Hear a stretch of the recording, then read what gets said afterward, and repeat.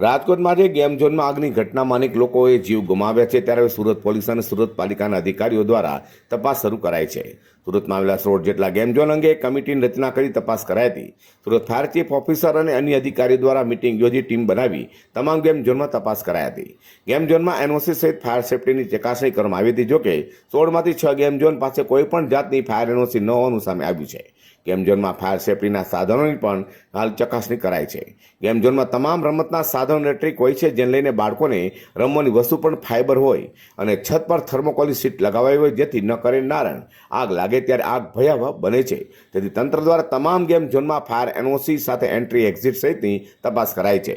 તો સુરતના પુણા ખાતે આવેલા એકવા મેઝિકા વોટર પાર્કમાં પણ પાલિકા, પોલીસ અને ફાયર દ્વારા તપાસ કરાઈ છે. વોટર પાર્ક સાથે લાકાસા લુસીડી નામની ગેમ ઝોનમાં પણ તપાસ કરાઈ હતી.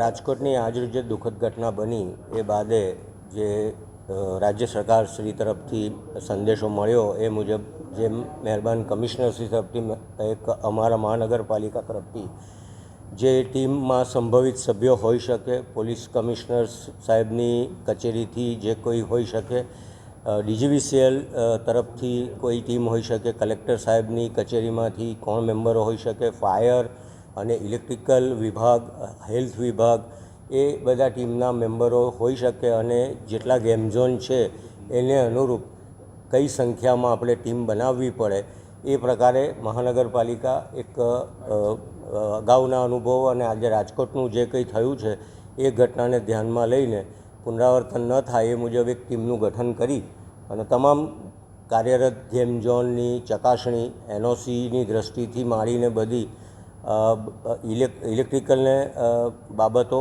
અને ફાયર સેફટી અને અન્ય સેફટીના પાસાઓની ચકાસણી કરીને એક કમિટીની રચના કરીએ છીએ.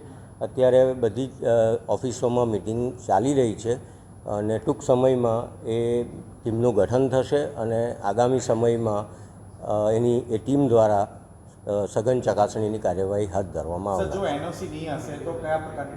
હા, એ જે પ્રકારનું જે કંઈ ક્ષતિ માલુમ પડે તે તાત્કાલિક દૂર કરાવવા માટે કહેવાનું આવવાનું થશે અને એને માટે કડક કાર્યવાહી કરવાની તૈયારી રાખી છે. હા, એ આગળ જેમ આપણું પહેલું અત્યારનો ધ્યેય આપણો ગેમ ઝોનનો છે અને ત્યાર પછી આવનારા દિવસોમાં આવા તમામ જગ્યાએ જ્યાં પબ્લિક એકત્રિત થતું હોય વેકેશનને ધ્યાને રાખીને અને સુરક્ષાના પાસાઓ જ્યાં ચકાસણી જરૂરી હોય એવા તમામ એરિયામાં આ પ્રકારે કાર્યવાહી હાથ ધરવામાં આવનાર છે.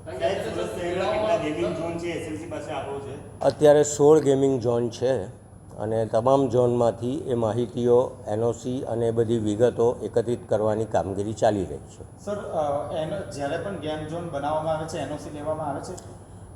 હેલ્થની, ફાયરની એ બધી એનઓસીઓ હોય છે જે તે સમયની હોય અને એને વખતો વખત રિન્યૂ પણ કરાવવાની હોય અને એ બધી ચકાસણીની કાર્યવાહી શરૂ થઈ ગઈ છે.